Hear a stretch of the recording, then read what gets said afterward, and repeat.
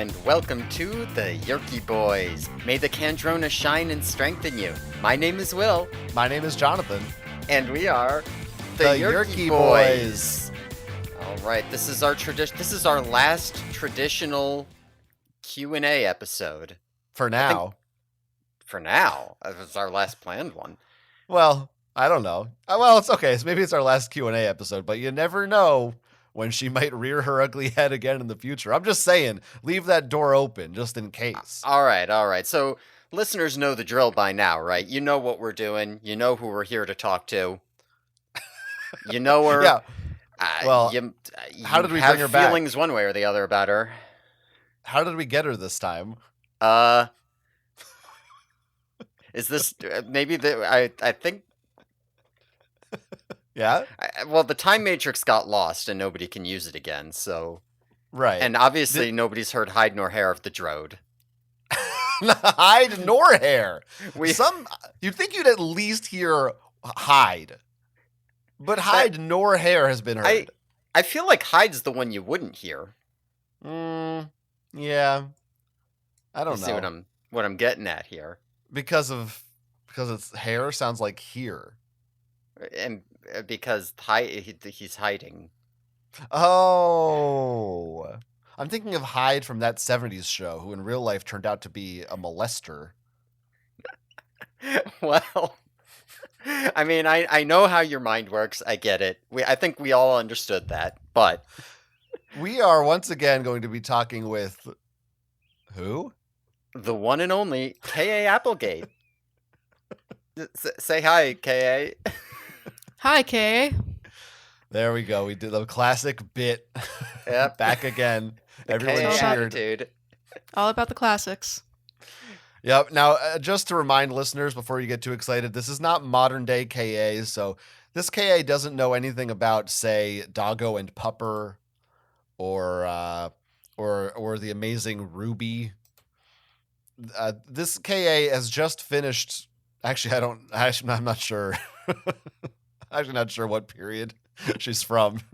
Maybe I don't know. She's written some remnants. Maybe she wrote Everworld already. I don't even know. Yeah. I think she's thinking about writing the one and only Ivan at this point. Okay, so Ivan is a glint in her eye right now. Right. But we can talk to her about that maybe. But yeah, still post Animorphs. This is all post-series stuff.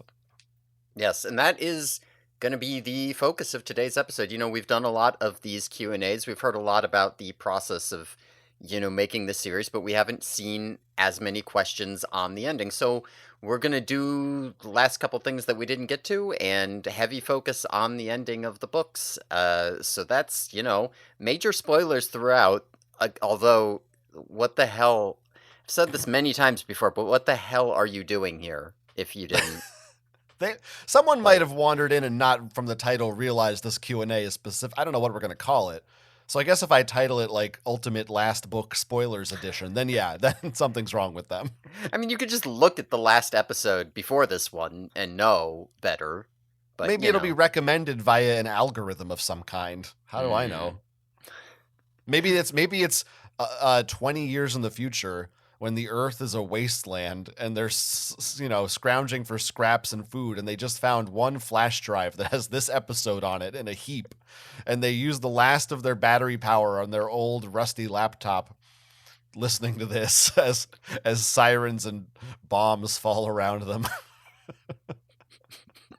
In that case, I think they'll be happy for the spoilers because at least they'll have some idea of how the series ended. They won't get to read the series, so... Yeah, it's all about closure. K.A., are you a little nervous? Because I know, as you know, the ending of the series is a little controversial. Are you a little nervous about today's Q&A? Not at all. Cool and confident and collected like a cucumber, folks.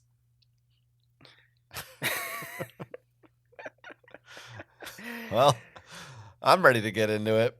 All right. Yeah. So actually, here's a question that I actually don't remember. I was going to say last time we did some questions from the 2011 Reddit AMA here, and this is 2011 era KA. But then and those were focused on the ghostwriters, and now I'm wondering, which one was our main KA episode, and which one was our Patreon? Did the main feed listeners hear any of this Reddit Q&A yet, or no? I'll have to look and see, because it's all a blur to me. I think the Reddit might have been Patreon exclusive. Ooh, yeah, on the main feed we've only done Anabase questions.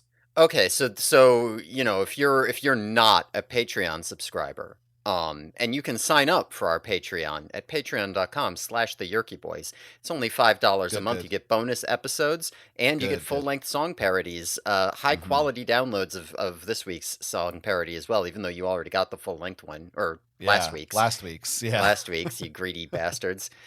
Time is difficult when K.A. Applegate is here. Everything gets all mixed around. Where was I?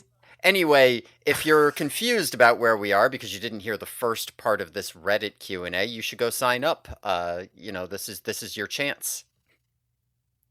He's right. He's right. All right. Why would they be confused? Is there continuity? Well, between maybe they're like, wait a second. So you're doing some questions from an AMA you already did some from, and I don't know what those were. Sure. The continuity isn't there. Okay. Yeah. Okay. Yeah. You see. How's Michael doing, KA? All good. Oh, good. I'm glad to hear that. I am glad to hear that. We worry about him over here. We worry about him. Mm-hmm. Maybe we'll get Michael on the podcast. Do you think Michael would want to agree to do the podcast, KA? Would you put in a good word for us? Absolutely. Wow, that is very generous of you. Wow, thank you. Yeah, we'll see. We'll see if we can get him. All right. What is mates? I'm sorry. I'm reading this and I shouldn't be asking questions about it. Yeah, this has to do with their kid's username. Don't worry about it. That was just a username? Probably. Or I'm wondering if that's like a name by marriage or something, or I don't know. I don't know. I'm sorry. You're asking questions about something that we're not going to cover and nobody's going to see. Correct. And I don't know. I haven't looked at it. Okay. Yeah, I shouldn't have brought it up. I'm sorry. You're ruining the podcast. The listeners are waiting. I'm sorry. I'm not respecting KA's time or the listeners' time. That's right. And your time I could give a shit about. I mean, because here's the thing, right? Normally we start on time. We don't bullshit around. We don't fuck around. We get to it. Yeah.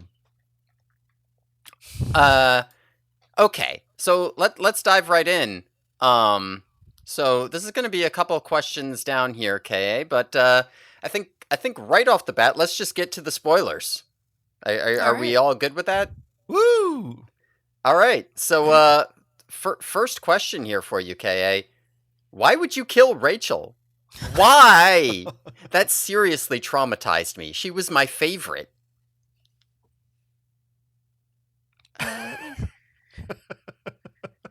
KA has to. She might be still a little juicy. I'm still a little juicy. From the time juice. Are we going in a specific order AMA? here, or what are we? Where is this? I don't even know. I found it. I found my answer in my heart. Okay. Yeah, she had to think about that one for a minute. I had to think that's a tough question. It is a very tough question. We felt strongly that one of the main characters had to die. It was obvious early on that it would be Rachel, in part because she was such a warrior, it seemed right, and in part because whoever kills off the pretty brave one, we wanted it to hurt. Damn, that's the end of the answer. Yeah, I mean that's the reason. Rachel was too pretty and brave to live, I think. Just don't talk so close into the microphone, KA. We're getting those mic pops. Nobody likes that. It's you just got to be careful with the pops. You know what I'm saying? Is this okay? Is this the popless? plosives. Yeah, that's all right. That's fine. We'll work through it. I'm just saying, be mindful. That's all. Mindful of the pops. Mm-hmm. I understand you're not used to the public eye. You're not out there doing press tours so much. You're more behind the scenes kind of gal. This answer. What is this even? Okay, so This they is just decided to get it started. Sure. It's not the most insightful answer, I must say. It's No, but we need to get started here. We need to set the stage. like People don't like this. I think I could give a much better, more in-depth answer as to why Rachel died than the author just did. But, not to sound braggadocious or anything, but I just Well, feel like there was very little there. well, maybe because it was obvious, Hmm. as Kay did say. I mean, it is kind of an annoying question. So I'll grant that, but I suppose is it a subversion of expectations to kill the pretty one? I don't even think that's true. Yeah, I don't I'm really not sure that's true either. like I don't know. Maybe this real subversion would be like if Jake had died, or Hmm. like like the main character. I feel like if anyone was going to die, Rachel might be the most obvious. I mean, obvious. Yeah, Rachel is the most obvious. I'm trying to 'Cause she's think the who one the who's least obvious is. probably Marco or Axe, because they just don't seem like, just doesn't really, like, who cares? Yeah, it is kind of strange you say that, and I think, man, if Axe had died, would I care? Yeah, I don't really care. I like Axe. It's strange, right? I mean, it could make it sad, but he just acts like an asshole so much, especially towards the end, that you're just like, you're not really feeling it as strongly. Well, I don't think that's the reason. I just think I he would do just be like, think, yeah. yeah. It's No, just no, like no. he'd be like, it's my duty and my honor, and you'd be like, oh, okay, bro. You know? Right. Which, I mean, I guess Rachel kind of does that too, but I think that Jake, Tobias, and Cassie all would have more of an emotional impact. I think, listen, I love Marco, but he's just a goofball. Like, he also already had his kind of, that's the thing. Rachel dies unfulfilled, really, in terms of her arc. Like, she's still in the midst. We don't see her overcome her rage and become a better person, right? Like, Right. she has unfulfilled potential. Whereas I feel like, Does she? I think, like, in terms of her, like, she's not, like, centered and happy. You know what I mean? She dies in the midst of still being a rage-filled, angst-filled monster, some might Right. call her.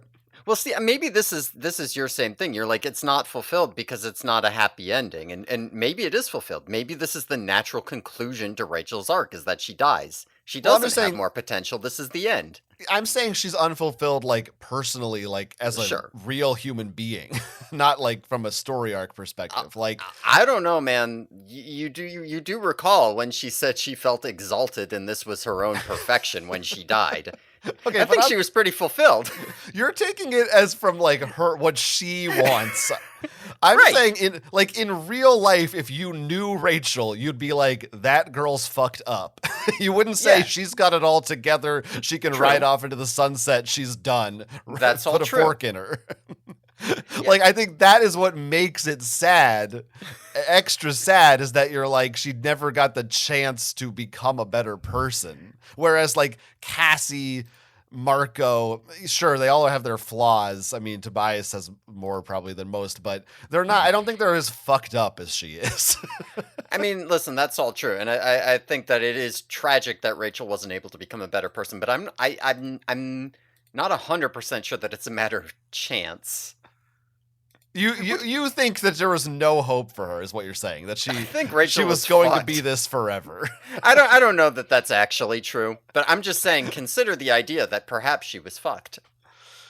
Yeah, glass What do you- half empty guy over here. I know. What do you think about this issue, K. Applegate?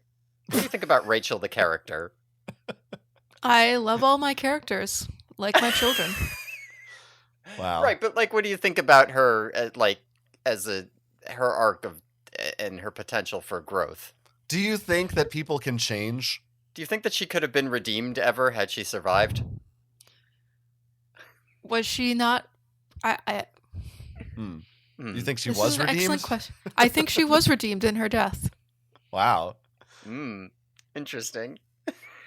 I mean, she was reborn as a beautiful, silent spaceship. That's true. That's true. I forgot about her rebirth. Who would be your Isn't- second choice to kill, Ka? Tobias. Wow. Oh, shit. God damn. Didn't even hesitate. Went straight to that one. I agree. I mean, I think that probably is. I don't know. Maybe I think Cassie. I think in order of the most sad it would make people of their deaths, I think it's number one Rachel, and then Cassie, then Tobias, then Jake, then Marco, then Axe. I mean, I feel like if you're going by the books in terms of then like, Eric. if you're going by the books, then number 2 is Jerahami, Arbron, you know. Uh-oh. But I mean, like, Axe at the end, right, is the least likely to be surviving whatever happened at the end there, I think. And then Jake, Marco, and true. Tobias are all equally. Like, it seems like Cassie, it's almost, because Cassie does feel like her arc is fulfilled by her having a place, and the fact that she has a place after the story is over almost makes it more tragic that the other characters don't, in a way. I guess I'm more in my hypothetical. I'm imagining she dies like at the end of the war instead of Rachel, right? As opposed to years later. Yeah. Yeah. I mean, I do think it's for the best that it worked out this way, but I was intrigued by your like dark cave, or not yours, but Kay Applegate. What was that dark cave? Cassie dies in a dark cave dream about that never paid off. What were you thinking when you wrote it? Sorry, some time juice. Could you repeat that? When Jake had that dream about like Cassie dying or losing Cassie in a dark cave or something like that in I believe book 41, The Familiar, or possibly Megamorphs 4, and then that didn't pay off in any way. What was that supposed to mean? It was a psychological deep dive into the feeling of what if you lose your friend. Oh, yeah. No, that's good. That's true.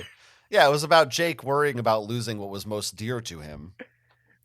Yeah. It's just, which he thought was Cassie because that's more socially acceptable, but in his heart, it's really Rachel. It's actually Rachel.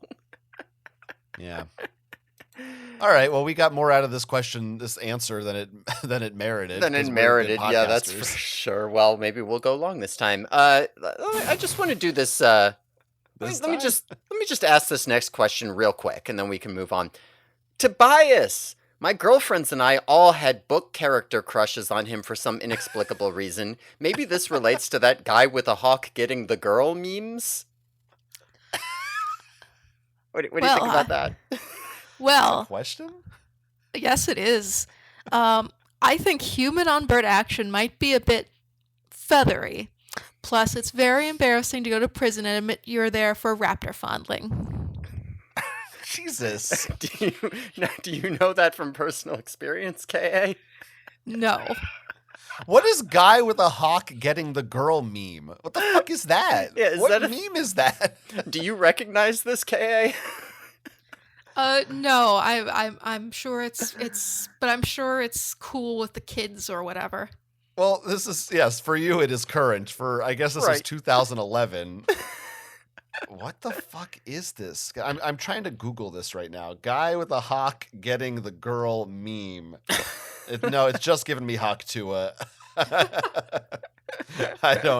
It's not working out. I don't know.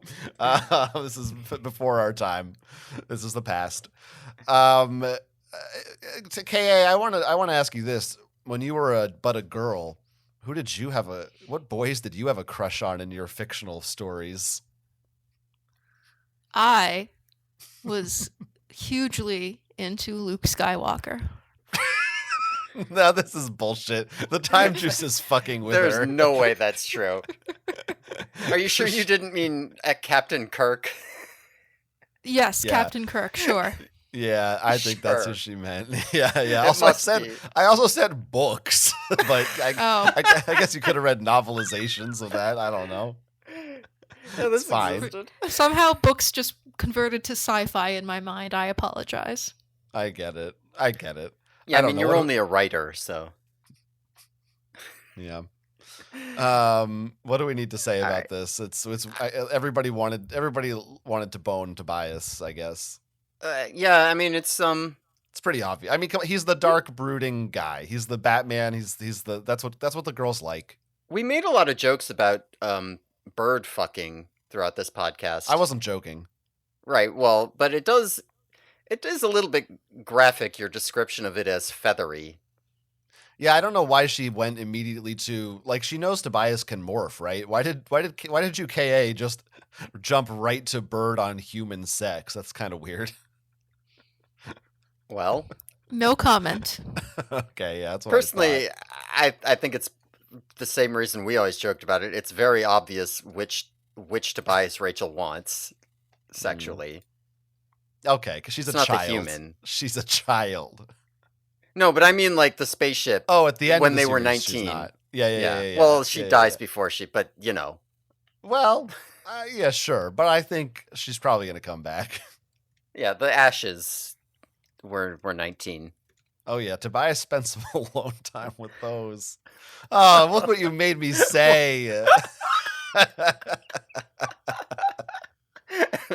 Okay, I apologize for his behavior. We're not normally like this. Okay, let's Sure. ask She another started question. it. You started it, Kay. No. Oh yeah, that's true. Feathery. It's true. You're kind of a sick freak. She's been reading the fanfics, I think. That's probably true. Now, if we scroll about halfway down here, there's a question. If you wanted to write a wrap-up book for one of your Scholastic series, are you able to? Or would there be legal difficulties, even if you just gave it away on your website? One moment. Time juice. What's the question? If she wanted to do a sequel, you're saying? Yeah, like a Follow-up? wrap-up book for a Scholastic series. In theory, presumably Animorphs, but possibly, I don't know, Everworld or Remnants. That's a good question. Yeah, there would be some legal restrictions on that, but I don't want to leave the impression that they are somehow oppressing me. That's not it. In fact, I have zero problems with Scholastic, the book publisher. Huh. What do you think about wrapping up Animorphs? I think we might discuss this a little bit more in some later questions, but... Are you asking her? Yeah, of course. Okay. Yeah. I mean, if you wanted to answer... It's a very broad question. What do you think about wrapping up Animorphs? What does that mean? Like writing another series or something. Anything. Because I was thinking it's already wrapped up. You're saying, what do you think about continuing it? I mean, this person's Well- asking about wrapping it up. What do you want to say, Ka? Even before Animorphs, I was a writer, and obviously I'll Uh-huh. continue being a writer. I'll just take up a new project. Yeah. Animorphs, of course, was very special, but there are more things to write. You don't dwell on the past. You've got new things to take care of. Exactly. Interesting. I mean, this is it's a dumb question and it's a non-answer. Would there be legal difficulties even if you just gave it away? Like, or do they think this person thinks Scholastic is like, no, and they think maybe the solution is for KA to just give away free books online? Like, what the fuck are they talking about? I don't understand. Like, clearly, if she really wanted to write more, I think they would let her. Yeah, I do think that's true. Like, we know they're Yeah, making the graphic novels right now, so it's not like they refuse to publish. I mean, obviously, this is from a decade ago, but whatever. Yeah, I think. Yeah, no, I think they're okay with it. But yeah, We haven't. I don't know if we really said. Like, would you want more Animorphs, Will? Do you want there to be more? That's a good question. I mean, I don't think that I would. I think that I'm happy with how it ends. I don't think I need more, but I would be excited if there was more. Mm-hmm. I don't think it's necessary. At least, I'll just say it's not necessary. Asterisk. But I would definitely. I don't feel like some series where it's like, no, it ended perfectly. don't make Toy Story 4. Mhm. It's not like that. Or it doesn't even have to be like the next chapter, could also be like, it could be a prequel or it could be a side story. There's a lot of things to explore within it that doesn't mean the next adventures of Animorphs. Mhm. Yeah. I think personally, I would if you must do an Animorphs follow up, I would prefer something set like, it's like do a 20-year time skip and do different characters and talk about like the Kelprids now or something. Sure. Yeah. The next gen. The next gen, yeah, exactly. And then you have like, you could, like in Next Generation, you had old Scotty make a cameo or whatever. Right, exactly. You do shit like that. You put a old decrepit bird in a scene and everybody's like, is that Tobias? Do you think that was Tobias or was it just a bird? We don't know. Okay. Move on. All right. So I'm just going to finish up part 1 here. So, K.A., on that subject, if you could, would you go back and end Animorphs differently? No, but if you had any idea the crap I've taken over it. I was doing a school visit for a book I wrote called Home of the Brave, not a plug, I swear. It's in free verse about a Sudanese immigrant to Minnesota. Okay, not a bestseller, but... And I'm giving it my all, chatting away to these bleary-eyed 7th graders, and all of a sudden this kid in the back raises his hand. I think, hey, he wants to ask me about metaphors or some such thing, and he screams, "Why did you end Animorphs that way?"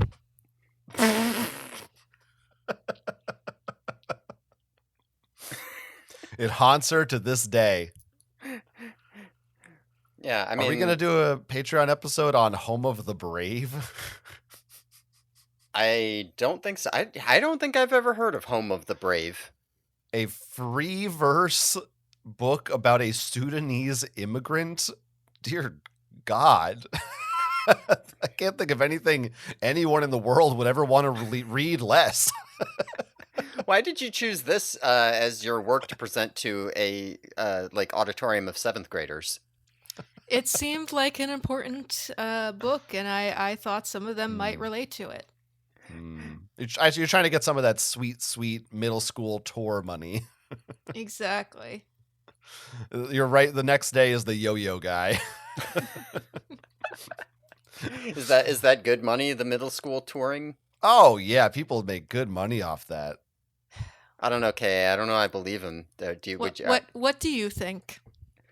I don't know. He's making a good argument, but sometimes, he just says things and I can't trust him. They're true. High school is better. Not sure what that means. The high school circuit is better. Yeah, I think I know what it means too. Yeah, I think so. I think I understand. I do think that it's very funny that kids are harassing you over the end of the series. I mean, they've been harassing me while writing the series, so it all makes sense. Yeah, I personally, I never find harassment of a woman funny, but I sort of see where you're coming from. I just think maybe that explains the vitriol in her letter to the fans. I mean, this is like a, we keep bringing up Lost, and I guess it is. I guess in the grand scheme of media, of fiction, if you're talking about series that have famously controversial or unsatisfying endings, it's hard not to think of Lost, The Sopranos, maybe. But Damon Lindelof, the guy who worked the producer or writer of Lost, like to this day, I'm sure people see him in the street and throw shit at him for that. So it doesn't surprise me that's true of KA as well. Do you see him as sort of a kindred spirit, KA? Yeah, KA, you've seen Lost. It might even be over by the time we're talking to you. I can see how something that started with such high expectations ended up not being fulfilling. I think they may have written themselves into a corner. At what point do you find something that's if you don't start with the idea in the end, how do you make something that's ultimately fulfilling? I mean, that's something you should know all about. I'm speaking from experience, of You're- course. Of course. Yeah. Yeah, I mean, if there's anyone who ever wrote something without having any idea what she was doing with it. And here's another question, KA. If they're stranded on this deserted island, how come Hurley's not losing any weight? Some people's metabolisms, especially in a survival situation like that, I could see your body. I'm not a scientist. Never mind. No, I think you were going somewhere good with that, but I accept that answer. Thank you. I think Hurley was probably secretly eating some of the other people on the island. I've never seen Lost. I don't know anything about it. I think that's right. I think that's right. Okay. I think we can move on to part 2 of the AMA here, and we'll be doing more of these, so it'll be a little bit easier for you to keep up, KA. Thank you. All right, so let's start off this first. Some of these questions are going to get a bit big. Any chance of writing more books in the Animorphs verse again, or failing that, selling the rights / having more non-Animorphs books set in that universe by ghostwriters? Some of the best books were almost wholly unrelated to the main plot arc, but rather revealed a lot more lore and backstory, especially the cultures of the alien races such as number 18 and number 40. I would absolutely love to see more of the Animorphs universe, even if the books have nothing to do with the actual Animorphs. Perhaps more alternate reality type stories, such as the Megamorphs and the Companion Chronicles, or something. How did you decide on Jake making the choices he did at the end of the series? I've always thought Jake's character development was one of the best in YA fiction, and really dark, even for a series as dark as this one. How did you guys feel after this character you had invested so much into ended up like that? How did you come up with the idea for David? Was the whole sociopath face heel turn trilogy planned right from the start? Was he created for a specific purpose, i.e. displaying the power of the morphing cube in the wrong hands? Or did he just end up that way? If the betrayal part was planned, what about the Krayak stuff after? I don't expect you to answer this last part, but what ended up happening to him in the end? Whoa. That's a fairly lot. large... That's a lot. Yeah, I hope you give a satisfying answer. Take it one step at a time, KA. Deep breaths. We thought about doing a follow-on book or two. That's up in the air. For one thing, we don't write together anymore, so we'd have to see whether we can still do that voice. So yes, Jake went to a dark place at the end. Here's the thinking. We had done 50 or more books full of action, violence, philosophy, etc. We were at the end of a war story, and we did not want a Star Wars ending, trumpets, parades, etc. I don't want to sound too full of it, but we thought, let's leave this with something real. As for David was even darker, wasn't he? I'd kind of forgotten about David. Harsh. All right, let's break this down one piece at a time here. Mm-hmm. Obviously, this is from 15 years ago, so follow-up books did not happen. Right, we never did that.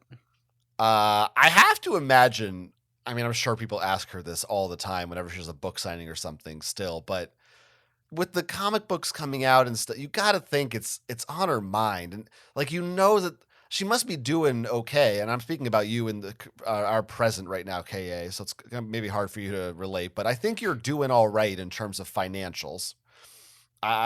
So that's good that you don't feel like, oh, I must write some more Animorphs for a quick buck, but it's got to be on your mind at that point that there's a fan base for this. They're also a big, millennial nostalgia is a big market to tap into right now. There's got to be at some point, there's got to be something swirling around in her head, the idea of maybe doing more with this. I guess it's, shows some integrity on her part that seems to have never come close to happening, but I don't know. Yeah. I feel like it could happen. Yeah, I don't know. Well, I mean, what spinoff would you want to, what alien race would you want to write about, Kay? The Andalites. Yes, the Andalites. Oh, okay, more yeah. Andalites. Oh, I get that. Yeah, that makes sense. Yeah, Andalite we didn't have very too. much of that. Well, there's a lot, we never really got to see the home world. We never got to see every day just some Arists or whatever going to school and morphing Kafit birds.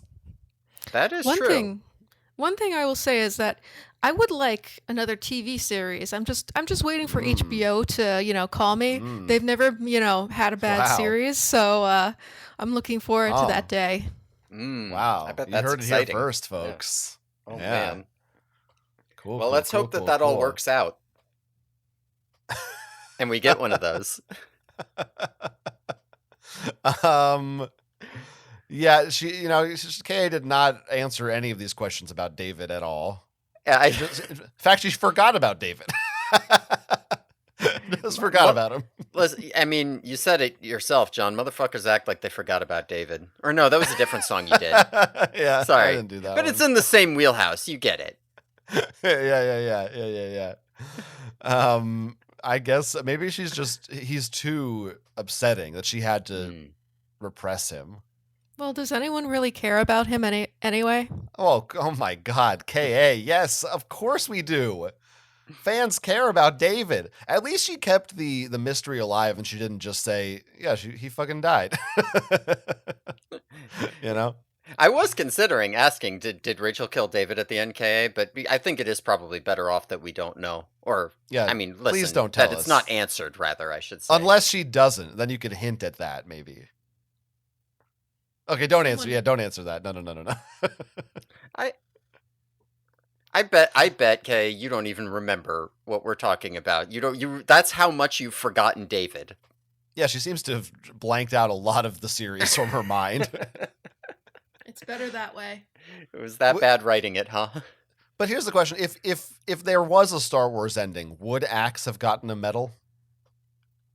At least 2. Wow. Okay. Holy shit. Now take that, George Lucas, you hack.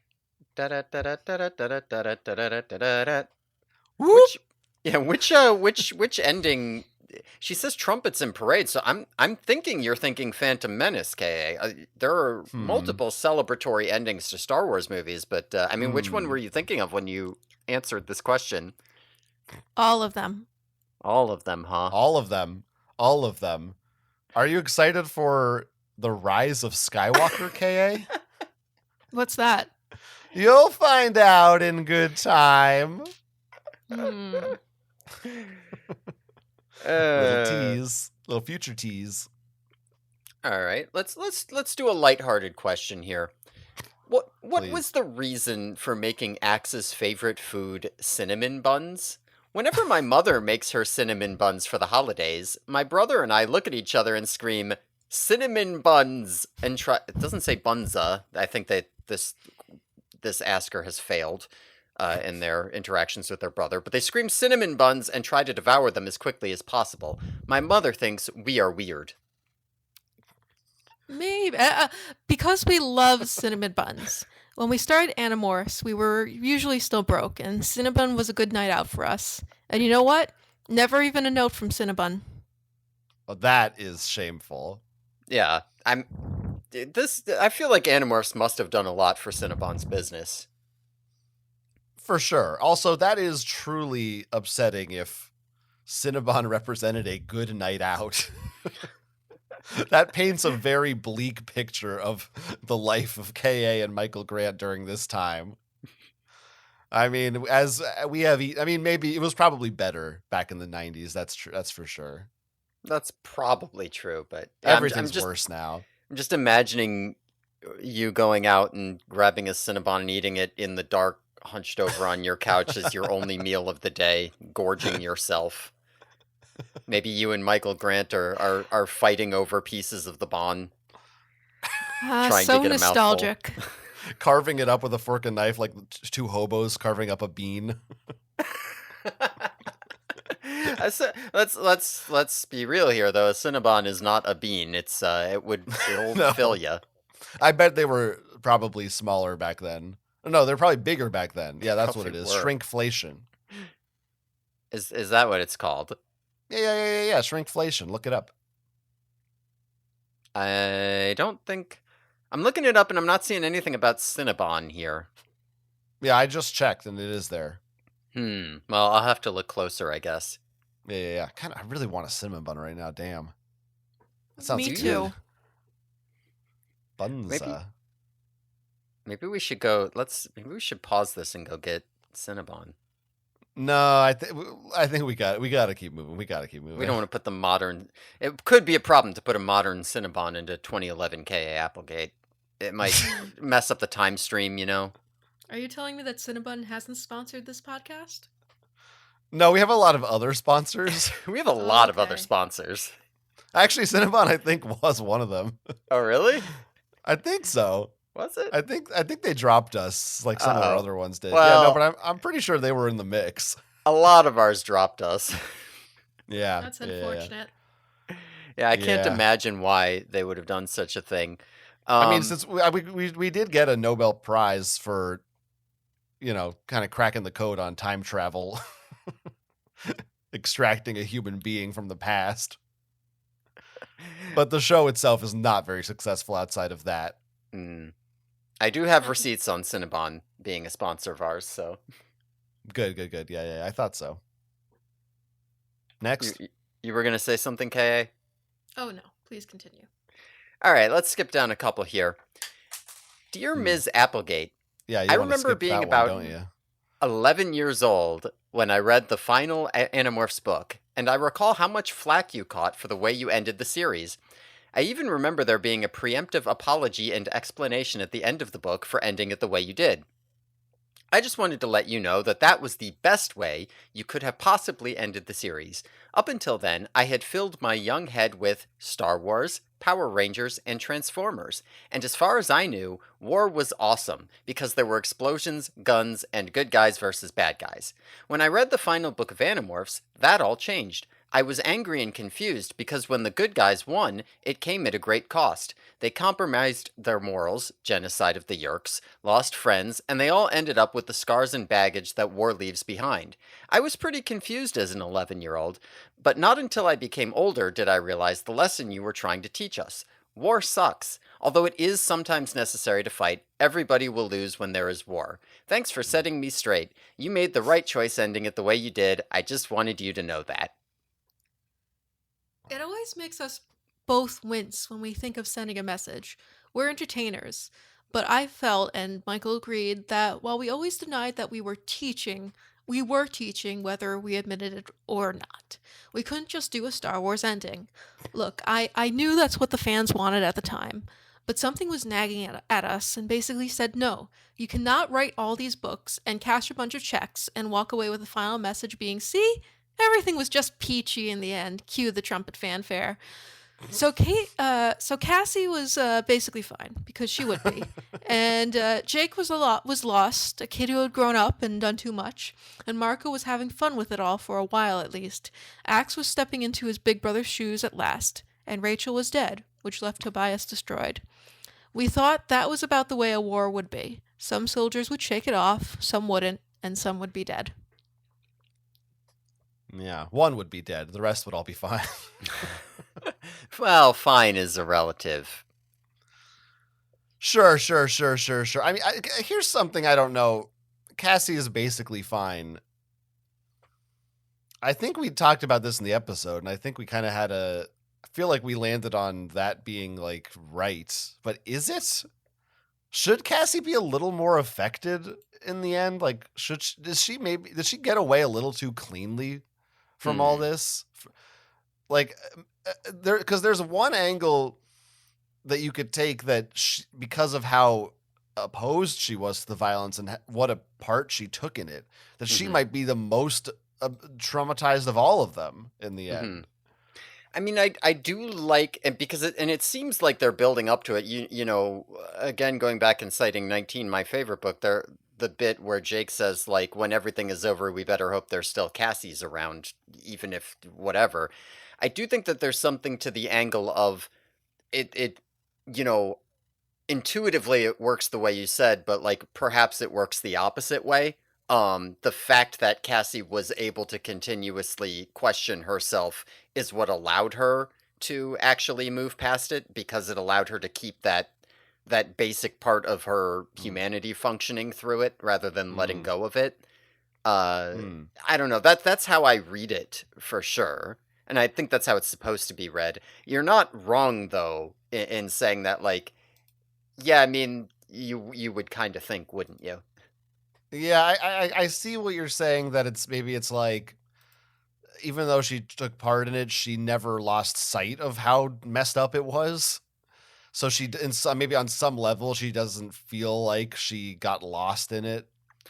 She Or was still some able to retain herself or Yeah, something. yeah, like something less like let's about like the logic of her thoughts and action, and more about like the logic of um like her makeup in a sense, right? Not obviously she doesn't wear makeup, but Yeah, like Rachel does that. yeah, Rachel does that.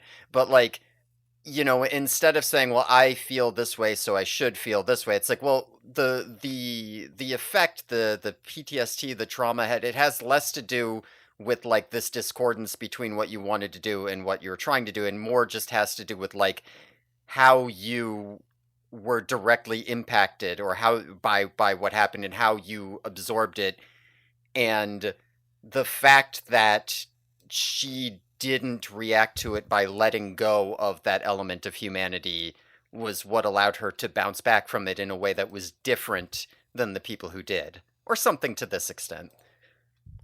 Okay, are you more of a Rachel type, or are you a loser like Cassie? I think they're both great. Yeah, but which one are you, Rachel or a loser? I'm a loser. Okay, I think that jives Yeah. with a couple other questions you I brought up before. expected that. Here's another question. Why do you hate Star Wars so much? It's the third time we've brought up this same idea of the Star Wars ending with trumpets. Like, you're obsessed with this thing. Look, Star Wars was good for its time, but there's just Wow. been so many, it's influenced so many things for good and bad. I feel like we've seen enough of that sort of story. Well, I mean, I'm working on a theory here. Okay, yeah. is Phantom Menace the only Star Wars movie you've ever seen? No, I've seen the original trilogy. Because I feel like you hadn't seen the original trilogy when you wrote the books, and then Marco started talking about the Phantom Menace, or TPM as he calls it. And now every time you talk about a Star Wars ending, it's always the trumpets and parades. I don't know. I'm getting the feeling that maybe you watched that one because it came out, and then you didn't watch the other ones ever, or go back No, to them. in my youth, I watched the others, but with the kids, I watched the Phantom Menace, and so that was the one most recently in my mind. You're out there with the backwards hat. You're trying to sell me on having watched the Star Wars movies as before you read Animorphs, but I'm not buying. Maybe John's Okay. buying, but I'm not buying. That's me. That's just me personally. I think maybe she caught some of them on TV, and she doesn't actually know which ones she's seen. She's just like, yeah, I've seen a Star Wars, and like maybe it was even, I don't know, it was like Chronicles of Riddick or something. She doesn't even really know what she was watching. Because, like, the ending of The Phantom Menace isn't actually, like, happy, even though they're all fanfaring, because, like, the evil emperor is, like, right there in the middle of it, being like, Yeah, hee hee, yeah. I'm gonna be the evil emperor. Yeah. So it's like, it's kind of good for the moment, but you're supposed to be looking at it like, oh, that's Vader, and that's the emperor. Okay, You know, we should stop talking about Star Wars, I think. I mean, personally, I love Star Wars. I could Sure. We should just talk about The Phantom Menace. Yeah. You know? Yeah. I mean, we could do that on the Patreon, maybe. Now that we know what an influence it had on her. Oh, that's true. We do know about that. Yeah. She confirmed it. Confirmed it, yes.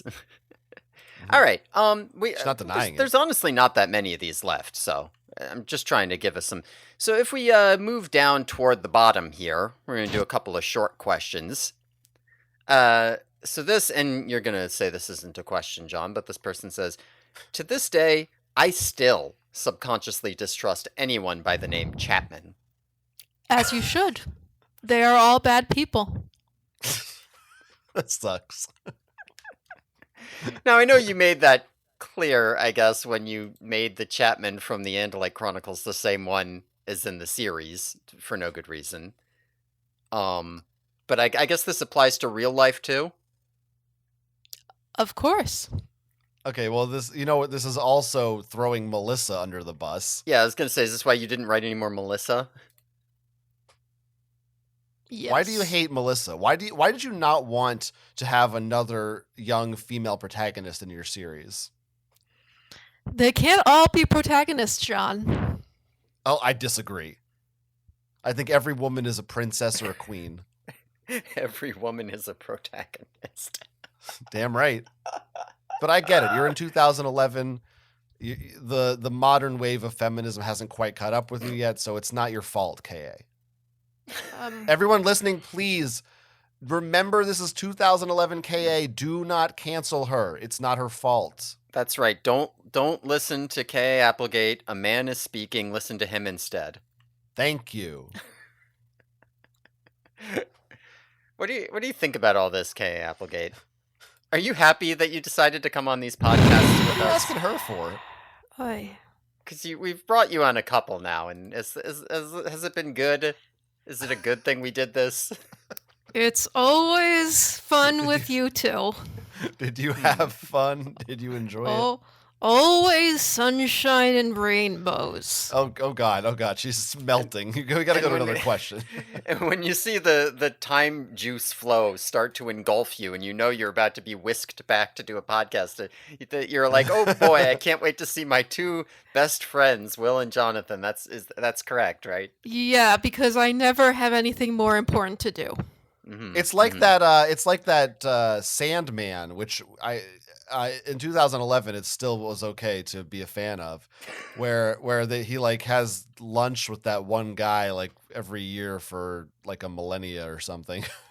Anybody ever? I didn't even read the comics. I just watched the Netflix show. Okay, don't worry about what Netflix is, but maybe it existed actually. Netflix does exist, and I know what story you're talking about. Cool. So yeah, that's what we're like. That's our relationship.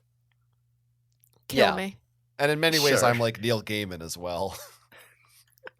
Oh, how in 2011, that's a wonderful thing. Yep, that's right, KA. That's right. And that's how it's going to stay. All right, let's keep moving. All right. Well, here's a question that I really want to know about. Because I think this is a really, really important question for me personally. Why did you mention thermals so much throughout the series? I guess I just like the idea of floating on air. I think that's a pretty Yeah. worthwhile, Yeah. I mean, What who about- doesn't like that? What about this? There's another response to this if you click into it. F. Calais says, plus it's exactly what a hawk would have to be thinking about all the time. No one would ask, why do you mention streets so much in a book about humans? You know? I would, I think. I take issue with this comment. I don't agree at all. It would be weird if they were constantly saying street. I mean, look, not to bring it up, I like to bring it up at least once an episode, and Harry Potter, of course. Right, yeah. The problem is that we've stopped doing Dark Tower and Avatar just so that you can feed your Harry Potter obsession. Actually, I was going to bring up Dark Tower earlier. I forgot because when we were talking about like spin-offs, I was going to mention how Stephen King did go back and write kind of like an ancillary Dark Tower book that takes place in the middle of the series after it was finished, and that was some kind of thing KA could do, maybe, That's true.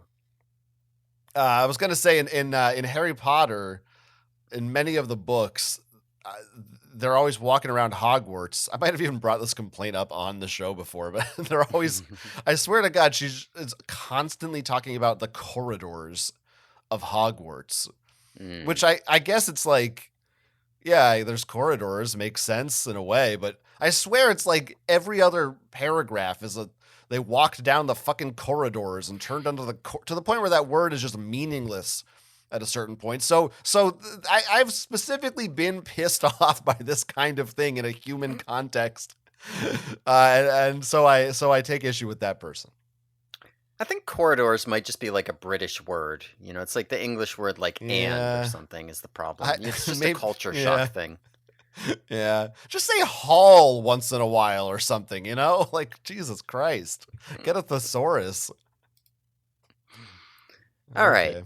Then let's do this last, and this is actually the last one on here. I don't know if it's a great one to end on, but it's where the Reddit AMA ends because I guess you did a bad job leaving everybody here, KA. I don't want to throw it all on you, but it is all on you.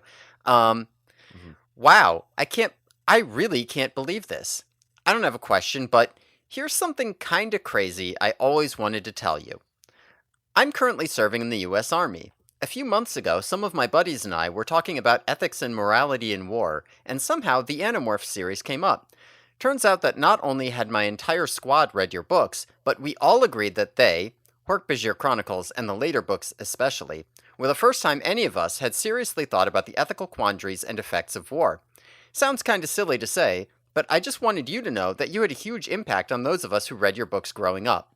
By the way, one of my favorite passages in all of literature is when Marco is arguing with the imaginary kid who is learning history in the future about the necessities of war.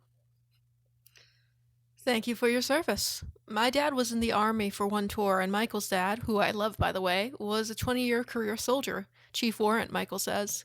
It's both cool and a little intimidating to think of actual soldiers considering our tiny safe sitting our butts in Minnesota and Chicago at the time, thoughts on the morality of war. We've both always accepted the necessity of war in some circumstances, and accepted that it's a pretty fucking awful thing to put our young men and women through. What we wanted to say was that there would be times it would be necessary, that some soldiers would find joy in it, aka Rachel. Some would find a sort of addiction, aka Jake. Some would hate it but do their best, Cassie. Some would sail right through, Marco. And others would be victims left behind, like Tobias. I don't know how that meshes with what real soldiers learn. I thought you were a lady. We have a strict policy on this show not to use language like that. Yeah, I think that's true, right? Oh, sure you fucking do. Oh my gosh. Jesus. I am appalled. This is not... This is a Christian podcast. Acceptable behavior. You're a children's writer, K.A. Yes. Not always. This podcast is primarily aimed at children. I'm They're sorry our to number hear one that. demographic. The ages 8 through 10 are our main demo. Parents are allowing this is the their, kind their of children language to... Yeah, in 2024, I mean, kids leave home at like 7 and they're listening to podcasts all the time. It's like Pokemon, but with podcasts instead of Pokemon. It's like how back in the 1700s, people might say gadzooks and people would think it was the worst thing ever. The things that we say on here are all considered normal, acceptable parts of language in the future. But what you said is unacceptable. Yeah. I should also point out, though, that gadzooks, if you didn't know, it actually does have racist origins. You really can't say that anymore either. It's a reference to the Gadzookian, which was a derogatory term for the Indonesians. Yeah, I see. So it's come back around then. Now, oh man, I can use it as a swear again. Here's another question for you, K.A. I noticed in this answer, you made a point to say that you love Michael Grant's dad. You also mentioned your own dad. You did not say that you loved him. So do you not love your own dad? I think media literacy is an important thing. Yes, I love my dad. I don't think in 2011 you knew the phrase media literacy, K.A. I don't want to hear that out of your mouth again. Time juice. I don't know. She is an author, John. Yeah, technically. What else do I guess this is a nice story, right? I guess it's nice to know that some of her work, these themes actually made their way to an actual real army man. I think it's kind of nice to think that like when she wrote the end of this story, she K.A. Applegate, you were kind of responsible for like making little kids grow up to be soldiers. They read this and they went, "Oh man, that really influenced me in the way that I think about war," and so then they went off and became soldiers. So I think that's pretty cool that the story had that impact on people. That's the worst thing you could have said to me. Huh. I could think of worse. I do think that that's kind of like strange to me in some way reading this. And to be fair, I'm not a soldier. So maybe we have soldiers listening to this podcast who will tell us, but it does seem kind of strange to me that like a book that has so many, like, yes, talks about how war is necessary, but it has so many anti-war themes, would be so like pivotally important for like everyone in this person's squad, right? Yeah, I don't know. I mean, it's not really. Well, first of all, there's always the chance that it's like, a lot of people don't have a choice. They just don't have anything Hmm. else. For whatever reason, you sign up to be in the military. I don't know what was going on in Hmm. 2011. I can't think back that far. um, Iraq War was still going on, sure. That was a good one. I like that right? one. Wasn't it? How long was that? Long. It was long as shit. Long. Must have been. What am I, a historian? I don't fucking know. But yeah, so I understand how you would read this, and maybe it affects you in some ways, but it's not like you're necessarily going to be completely anti-war, because also Hmm. probably a part of you, I don't know. It is like you said, it was the first time they seriously thought about the ethical quandaries and effects of war. So it's not like they just read this and disposed of it. They apparently did internalize it, and it meant something to them, and here they are. Hmm. I don't know, man. It's complicated.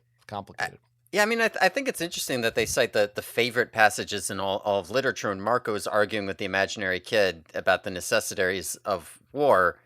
Because, like, I don't know, when I think about the musings in Animorphs, I don't tend to go to that particular point. Because you probably do not remember this because it would have been months and I months don't and months remember ago. this. Is this But, from a Megamorphs? Is that what no, this I is? believe this Oh. is from book 30, is what he's referring to, Oh. um, where he is planning the assassination of his mother, and he's like imagining kids learning about him in the future and being like, "Oh, Marco, Mm, that kid like killed his own mom. Cold, man. That's cold." Right? And mm, he's like, "You don't get it, kid. You don't get it. You're just learning it in a book or whatever." hmm. It sounds like in the later books when Jake is about himself, like, how are they going to remember me, Jake the Yerk killer, and all that. Hmm. Feels like a little more, to me, a more memorable version of that. But Yeah, but like I guess that's kind of why it's interesting to me, because when I look at like Jake seeing himself as Jake the Yerk killer, like it's a lot more. You kind of like when you look at Marco doing this, like planning to kill his mom, Visser One. You are kind of in this situation where you're like, yeah, but that's the evil Visser One, and like I get it. But with Jake the Yerk killer at the end, like you do kind of have the sense of, did he actually need to do that? Jake full on, they have a whole full on conversation where Jake's like, whether or not I needed to do it, I loved doing it. Like, that's the thing that really makes me hate myself. That's the thing that really makes me worry about what people will think about me, is that I fucking loved it. And those to me are the more memorable parts. So I think it's very interesting that this person who became a soldier connected more with the cold Marco. Maybe I'm reading too much mm, into it. Maybe I'm letting yeah, my yeah, biases show through, but you are. Yeah. I honestly wish you'd shut the fuck up, and so does Ka. I think. yeah, well, Kay loves the troops. No. She supports the troops. She loves the military-industrial complex. Uh huh. Mm-hmm. Yeah. Sure. She says so right here. In this, she's That's all like, "I true. love the army." Yeah, That's true. Well, look, her it's dad true. was in the army, and we don't whether or not she Right, loves her dad. I'm still skeptical. but she does love Michael Grant's dad. I absolutely loves Michael Grant's dad, and I get why. He sounds like a nice guy. Chief Warrant. Um, uh, I don't know. Are we? I have a. You want a bonus Reddit?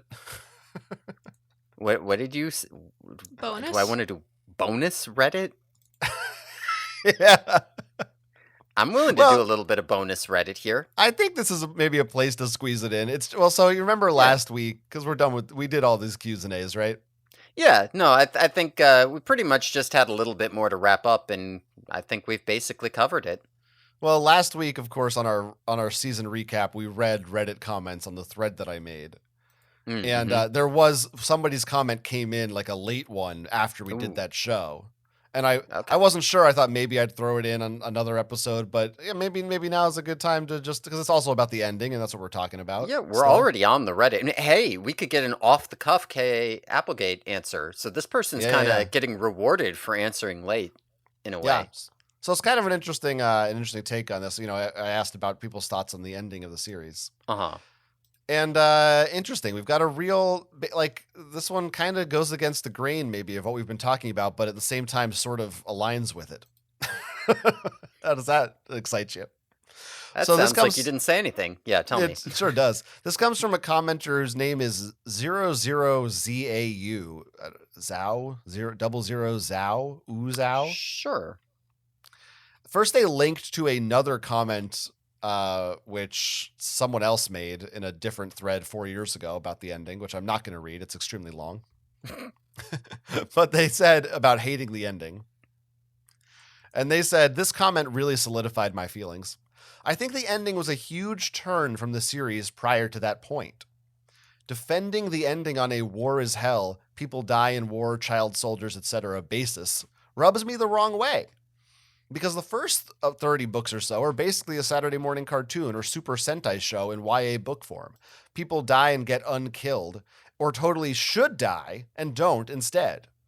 There's a bunch of go to school, save the world tropes and other unserious I'll get you next time stuff.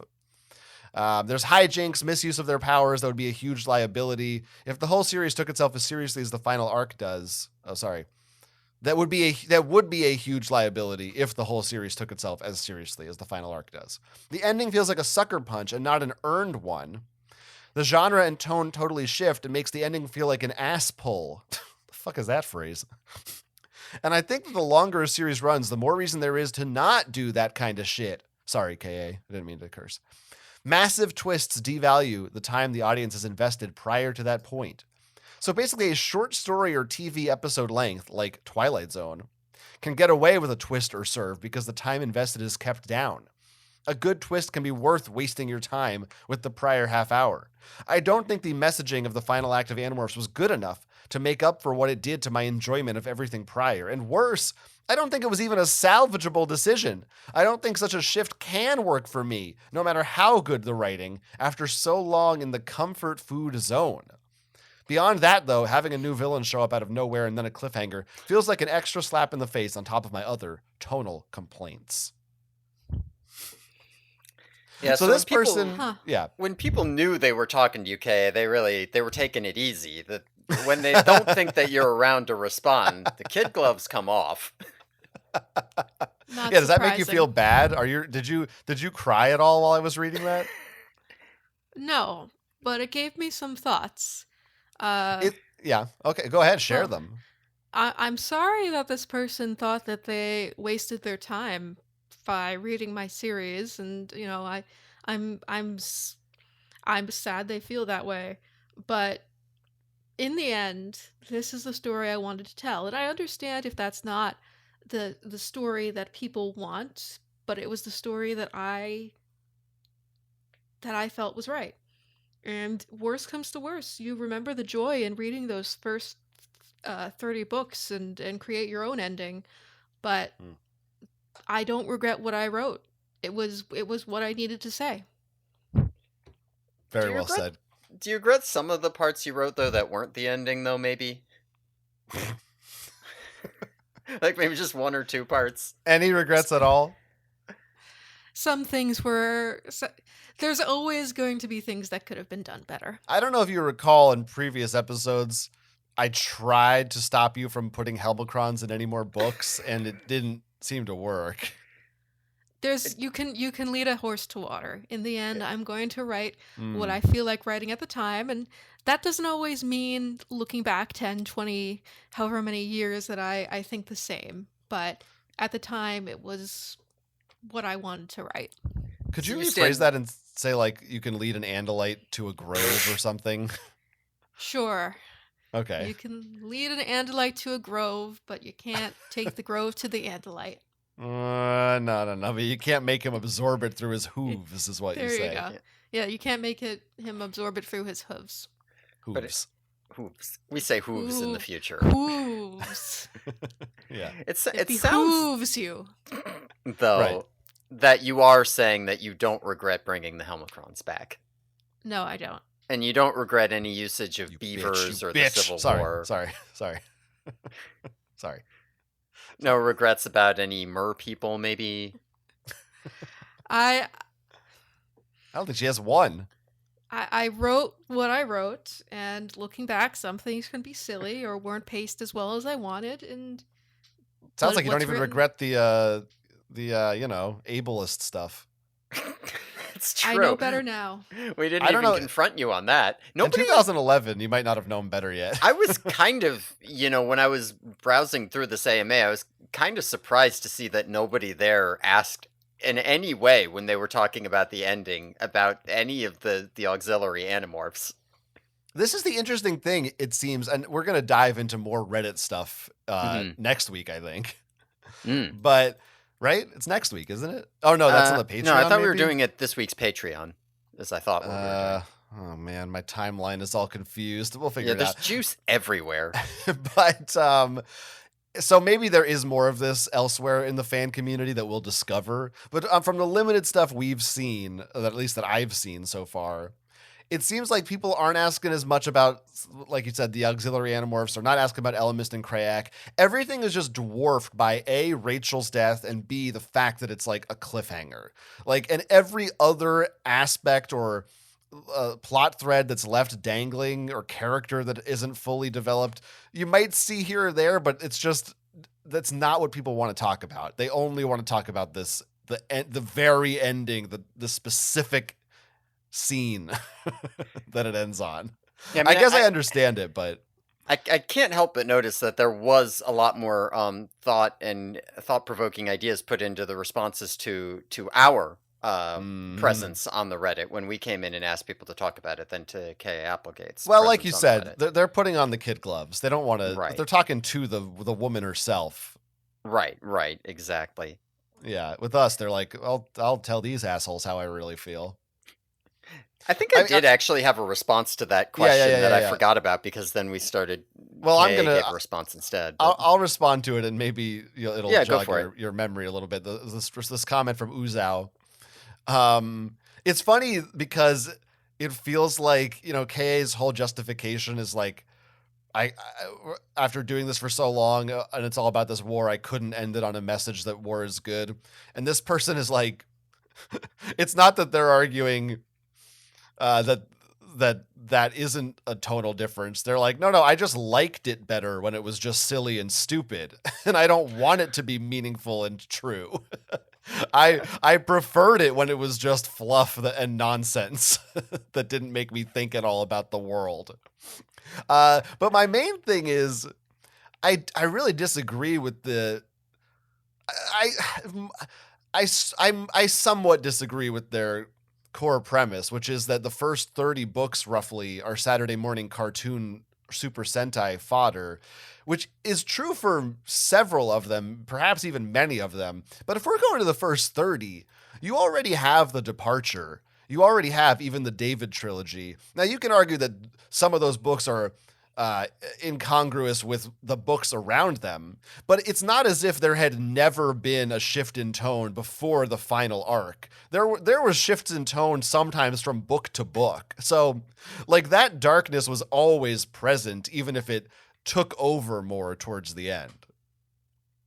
Yeah, I mean, that is basically what I was going to say. It's, looking around that particular spot is definitely where you get a peek in that kind of theming with the David trilogy, with the Hork-Bajir Chronicles, with the Departure, with book 18 right before that also fits into that. Book 16 has all of these like moral issues and like is delving deep into them and has like a pretty dark ending. The Andalite Chronicles, not that far behind that. I mean, even book 1 is really intense and scary and brutal. There are a lot of instances throughout the series, or like go a little bit farther. Book 31, so much of that is there's quite a few good scenes in that of Jake just kind of like brooding on what his legacy will be and comparing it to his veteran Grandpa G. Did you mention Hork-Bajir Chronicles? Because I feel like that's a major. Yeah. I think that was the first one I said, but I wasn't. Yeah, absolutely. Like that just is the Hork-Bajir Chronicles. While it's certainly true that a lot of the books are fluffy up until that point. And I do see where the person's coming from. There are some books here where you read it and you go, the Animorphs are saying they're in a war, but like, I don't know, they're just doing a story of the week with an Andalite toilet. Like, there wasn't. It was just they're like where's the war, right? But then there are other books where you say, well, yeah, absolutely, that's exactly what's happening, and those are pretty consistently interspersed throughout. Like, I don't think that you can say that that was not a core component of the series before the ending. Right. Yeah, that's my position. Is it's a valid criticism for the series as a whole, but I don't think it's valid just for the ending. Like, if that's your issue, then it's your issue for much of the main series. Right. Or I think this is probably a matter of, if you read this as a kid, for a lot of kids, you can either tune out those darker parts, or just, not even that you tune them out, it's just that they're couched in the silliness. So as a kid, you don't really internalize it and you're just having fun. Even like, like you think of it as like the intense parts of Star Wars or something. It's not like Star Wars is still a fun action blockbuster. And I think maybe that's just, not everyone has engaged with it on that level. So it's not as much that it wasn't there before, but that it was so much at the forefront now that you can't avoid it. You couldn't latch on to any other aspects. That's what there was now only. Mm-hmm. Yeah. Less so like in the Andalite Chronicles, you can sort of like move past, Elfangor killing for the first time and Alaran talking about PTSD, and you can just be like, remember when he was in the Mustang though? Yeah. Exactly. Is any of this resonating with you, Kay? She's I feel asleep, like we I did- think. Not still there? really. I'm an old person. I need to take my naps. Oh yeah, I Oh, get I that. see. Multiple She's- naps, huh? Jeez. Anyway, but we appreciate the last Reddit comment, maybe, for now. Ooh, zow. Yeah, thank you. I mean, it's well thought through, but yeah, people, man, I kind of would have assumed that most people our age at this point would have come to embrace this ending, and it doesn't seem like that's the case. People still hate It it. is strange. I mean, I wonder how many people actually went back and reread, though. True. Yeah, I don't know. Or, yeah, they just stuck with this position. They never changed it because they're like, that's how I feel, and that's it. Mhm. Or And that could be an artifact of Reddit brain. yeah, KA knows about Reddit. That's- She's on Yes, it. I do because of my kid. Right. All right. I mean, are we finished here, do you think? Yeah, Mostly? I think we're all good. I mean, here's the thing. I don't know. I don't have any plans for bringing KA back here, so this is kind of This like might be it. melancholic, right? might- Oh dear. I won't see you again. She's broken up about it. She I'm is. Yeah. very You sad. guys can't see, but tears are streaming from her eyes right now. It's very Absolutely moving. streaming. Oh Well, my here's gosh. Here's a question for you, John. Me? Oh, Yeah, me. It was me. you. So yeah, I love being asked Animorphs things. is over. It's Yeah. written. All the Right. AMAs that we've had to deal with are on here have been completed. The Yeah. timeline is satisfied. We have K. Applegate right here, right now with us. Yeah. Is the one and only Ivan worth it? You're asking me that? I'm asking you, do you want to maybe, like, get rid of her? Instead of sending her back? Don't listen to this, Kay. Right. Go take your Um, nap for a second here. We're Like, having a did she? discussion. Is there really anything of value that she provides to society at this point? Yeah, after this point. I mean, we don't. She's still around in our time, so there could be more Animorphs coming. We might have to That's- keep her alive on the off Hmm. chance she continues to produce. All right, you can wake up from your nap now, Kay. Or Okay, we could just say you bring the Drode back, or else. So are you killing me or not? Are you going to write the Drode Chronicles, Kay Applegate? Sure. It's a simple. Oh, okay. All right, we're gonna hold you to that. I think we got to spare her. I'd like it by 2026, please. Yes, I think that gives me 15 years, plenty of time. Start planning, little George R.R. Martin over there. Get your shit together. Um, we can talk about a little bit of show business as well to close out. Oh yeah, we usually did that to open up. I didn't realize Well, we had it. well, just to let people know what's happening next week.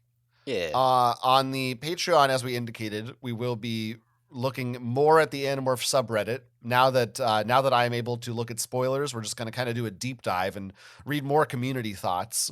So we'll probably be talking about aspects across the entire series there, including the ending, probably still, because that's Wait. just a subject that will forever be debated. Isn't that's the Patreon we're doing that, right? No, that's the Patreon. That's what I'm saying. That's on the Patreon. Oh, I'm sorry. I guess I wasn't listening to you. I thought you were saying that's what we were doing next week. Right. We don't list. It is next week on the Patreon. Remember, this is us this week on the Patreon. Sorry, the time. The fucking time juice is fucking with me. It's this week. It's in 2 days on the Patreon. All right. Oh my god. Just look forward to it, for fuck's sake. You'll get it. Don't worry about the details.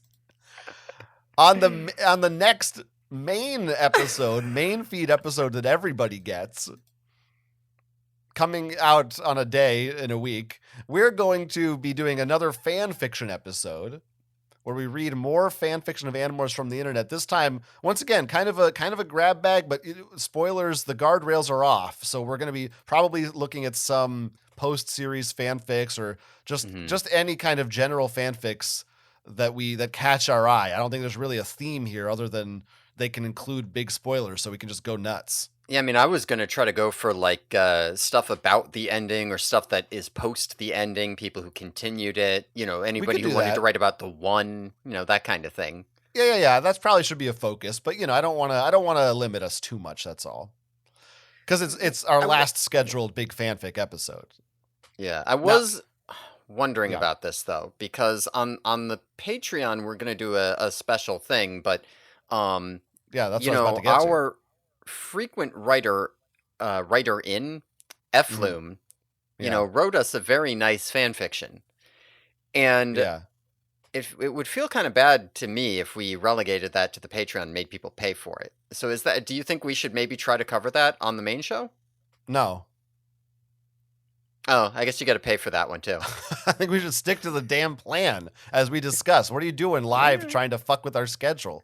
I was just saying maybe we should let people hear. No. All right, fine. No. Shut the fuck up. K.A., do you like fan fiction of your own work? Do you ever read your own fan fiction? Legally, I cannot read it, but I'm always happy to inspire other writers. Oh, I see. Because you don't want them to know that you're ripping them off. You have to say you can't read it. Be honest. How much stuff at the end of the series did you just kind of borrow from a fanfic? None of it.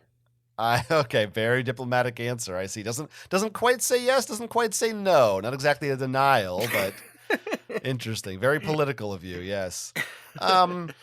Anyway, what my co-host was alluding to and fucked up is that on the Patreon, we weren't there yet. On the Patreon next week, we are doing our own fan fiction.